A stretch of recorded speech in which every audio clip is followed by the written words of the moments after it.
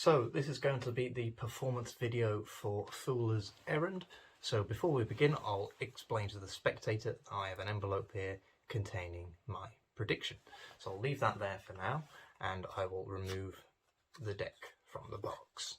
And before the trick will begin, I'll explain that I will shuffle the cards a bit, just like this, mixing them up, and the spectator will get a chance to give the cards a cut wherever they like in a second. So let's say they give the cards a cut there, and now we will begin. So what we're going to do is we're going to get the spectator to think of a random number, and this number is going to help them think of a card. And the way they're going to use to generate this number even is they're going to cut off a number of cards from the top of the deck and just remember how many cards they have. So they'll do that now to themselves silently. Okay?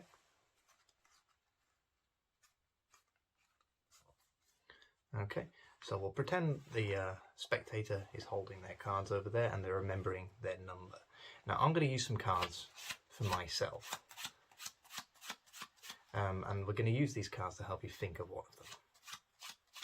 And the reason we don't want to use them all is because obviously that'll take too long. Okay, so we'll get rid of the rest of the deck, and we're going to use these cards here to help you generate a random card. So for example, if you're thinking of the number 3, you would deal down 1, 2, 3. Take a look at the card you dealt down to and remember it, and then you place it back down and place the rest of the cards on top. So the spectator will do that now with the number they are thinking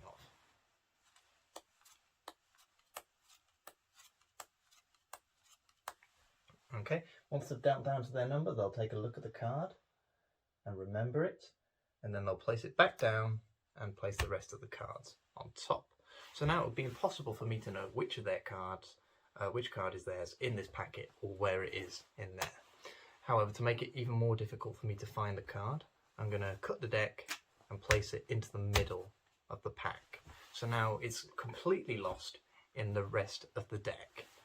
Okay, so I'll leave that off to the side for now because I'm going to show you I have in my envelope.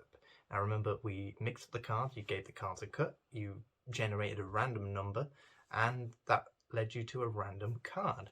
Now wouldn't it be weird if inside this envelope I had the exact same card, and it just so happened to be the 4 of hearts? Was that your card? It wasn't? Okay, that is actually really annoying, but it's not too bad because I did put a second prediction in the envelope. I know magicians shouldn't do this, but luckily I put the 10 of diamonds in the envelope as well. That wasn't your card either. Okay, that's fine.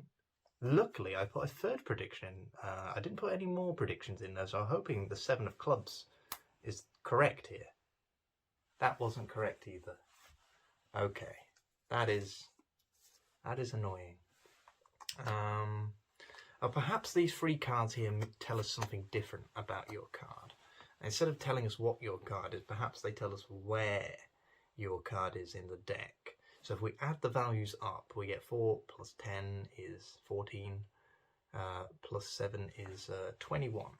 So if we were to deal down to the 21st position in the deck, that's 2, 3, 4, 5, 6, 7, 8, 9, 10, 11, 12, 13, 14, 15, 16, 17, 18, 19, 20. The 21st card will place on top of the card box. For the first time, what was the name of your card? The Jack of Spades. Well, that is bloody weird, isn't it? I landed on the Jack of Spades. Now, I did lie to you earlier by pretending I didn't know what your card was going to be. But in fact, on the backs of these predictions, I actually wrote a J for Jack, and on the back of this one, we have a spades. So that is pretty weird. I knew you were going to pick the Jack of Spades, but to top things off, I actually don't think you had any other choice but to choose the Jack of Spades, because if we take a look at the rest of the deck, it is completely blank. So that is Foolers Errand. I hope you enjoyed, and I'll see you in the next one.